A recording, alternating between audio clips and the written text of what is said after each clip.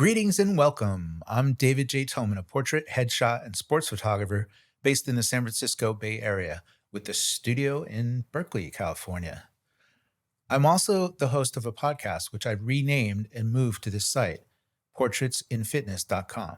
So, as both an introduction to the podcast for its new home and a short episode for the podcast itself, I want to give an updated overview of the podcast, recap how it came about to begin with, and go over the thought process that led me to deciding on the new name for the project and the podcast. The podcast was launched as the Fit Over 50 podcast. It has been hosted on the dedicated website of www.fit50over50.com with numerals 5050. The podcast was actually an outgrowth of a portrait project that I initiated in 2019. And the idea was to find fit and active people, not necessarily high achieving athletes, but people that were inspiring to me and hopefully the audience for a portrait project. Just simply as a photographer, I wanted to do some personal projects. That was one of them. I love shooting athletes and sports. And so I reached out to a bunch of willing participants who signed up, and 2020 came around and that was interrupted. Well, then fast forward to 2022, I acquired this studio in Berkeley and I wanted to relaunch the project. And when I did that, I thought, well, I'm going to be having these fit, wonderful people in my studio. I might as well get a little more mileage out of the experience with them and draw more out of them and get their stories in the form of a podcast. Therefore, sort of taking an even more complete portrait, quote unquote, of my subjects.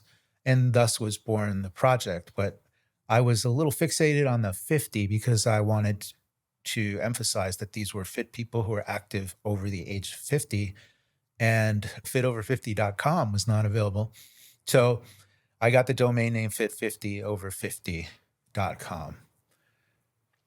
And thus was born the project as both a portrait project and a podcast. The format of the project works something like this.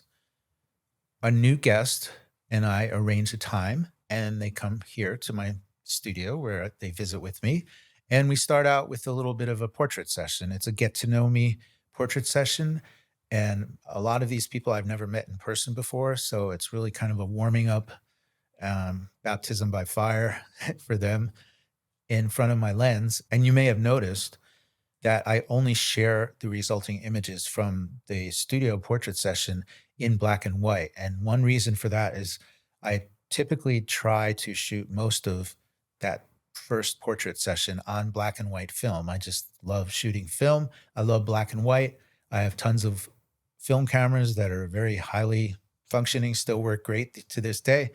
And it's just a fun way for me to stay connected to the analog part of my photographer's journey. I love shooting film. I love developing film. I don't love scanning film, but I do enjoy the process for the most part, other than scanning. And if I had a dark room, I would be printing in the dark room, but I don't. Maybe one of these days I will. So it's really not a how-to kind of podcast. It's not about gear.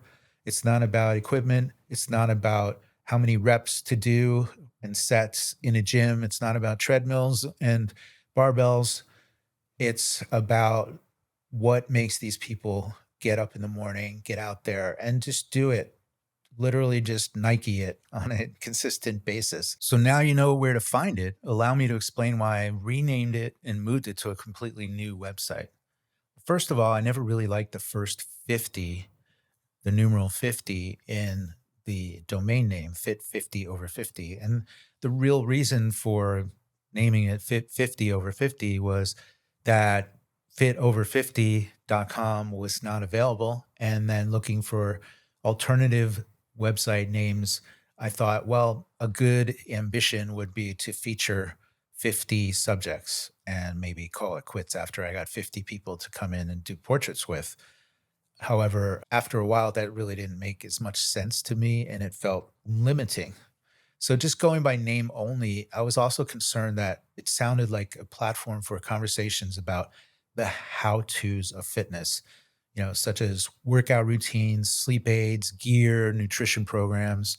And I'm not selling anything. I'm not a coach anymore. I'm not a personal trainer. I'm not selling sleep aids or nutrition or wearables or anything like that. I'm just looking for inspiration from the people I invite to join me on this show and on this project. And I've always been keenly interested in these aspects of health and fitness and continue to immerse myself in learning about related topics. The title Portraits in Fitness was also a little bit inspired by one of my all time favorite records, Portrait in Jazz by Bill Evans. Check out the version of Autumn Leaves on that album with the great Scott LaFaro on bass. And that's what it really comes down to is portraits. I want to convey the inspiration that I draw out of the people that I invite onto this show as guests in both photographs and in their own words.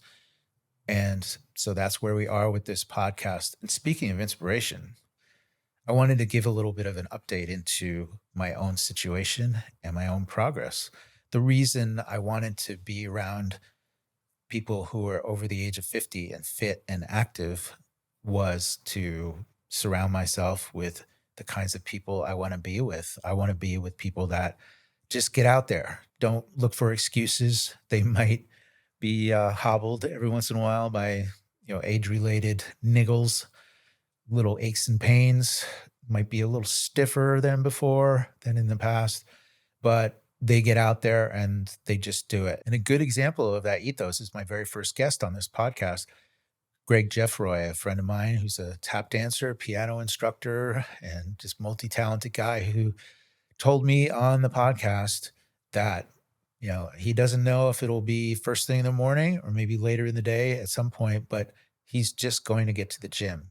Another thing that resonated with me during my interview with Greg was that he said at one point he hurt his back and he didn't want to identify as a back person, somebody that let having an issue that could always be literally in the back of his mind hobble him for long. He needed to be mindful of it, but he wouldn't let it stop him. And I found myself in that situation with a back injury at a point in 2015, very early in the year. In fact, New Year's Day, I was hobbled by a back injury. And at some level, I think I let it really get to me to the point where, yes, I did try at the beginning to overcome it. I saw a lot of different practitioners. I did traction. I did Chinese acupuncture, cupping. I took herbs. I did a lot of passive treatment, but I didn't, in the end, take full accountability for what I believe to be a muscle imbalance or weakness in my lower back.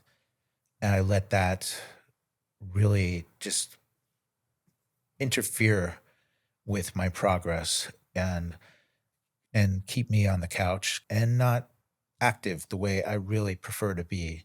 Because I'm somebody who really feels only complete in himself when I'm active on a daily basis. That's just part of me. And I lost track of that. And I think I really used my back situation as a crutch, as an excuse not to take care of myself, not to be accountable, and to just let myself go. And I ended up putting on a ton of weight. And then I ended up also finding myself referring to my former years as an active athlete as 50 pounds ago. I'd say something like, yeah, I love sports. I love triathlon. I did a bunch of Ironmans 50 pounds ago, or I did ultra marathon running 50 pounds ago. And I got sick of hearing that. And so I just figured it's time. I'm going to get to the bottom of this and figure it out. The main practitioner, the main healer I needed to seek was myself. And I needed to take accountability for strengthening my core and specifically my back. And I believe I overlooked that. And I used it as a bit of a crutch to be lazy, frankly. And for the first time in my life, I'm doing regular strength training, which I think, obviously, as somebody that's a little bit on the wrong side of 50, It's very helpful. I'm really enjoying it, and it's something that I really look forward to. And I knew that one of these days I would finally be able to look into the camera and say, here I am. I've lost quite a few pounds, and I've gotten to the point. I don't know if you and the audience ever get there in your activities, but when you're first taking on a new sort of athletic pursuit, for the initial period, it can really take a lot out of you, really knock you out. And even if you're regularly active, if you try some kind of new routine or a new route that's very difficult, let's say you're a runner and you're doing a really challenging hill route. Well, the first time you do it, you might be knocked out the entire rest of the day, just unable to get up and even do anything except press that remote control on the TV. But the next week you go back and you do the same run and you do a little better, and maybe it only knocks you out for part of the day. Maybe you take a 20-minute nap and you're fine and you're able to carry on with your activities the rest of the day. And then by the third week, not only does it knock you out, but you just get energized by it and you feel stronger. And that happened with me in my recent forays into strength training. It's almost 5 months ago. And I'm finally at the point where going to the gym is not a net drain on me anymore. It's something that actually gives me more energy and just makes me feel so much better. And for the first time in my life, I'm strength training and I'm actually getting strong. I'm noticing the changes in my body. So, to draw this episode to a close, I'm just really pleased to report that I'm making progress myself towards my own fitness goals. And my guests on this show have played no small part. I find them endlessly inspiring. I've met wonderful people and I love their stories. And I hope that they inspire you as well to pursue and achieve your fitness goals. And so I just wanted to share that. And I certainly hope that this project and this podcast will give you some inspiration to draw from as well. So if you're listening to the audio only or YouTube version of this podcast, be sure to go to portraitsinfitness.com, our new home. Click on the podcast tab and you can view all the galleries of our previous guests, both our studio and our action sessions, as well as link to all the previous audio only podcasts that we've recorded. And we have lots more to come with new guests in the near future. So we look forward to seeing you and having you hear us in our next episode. Thanks for listening.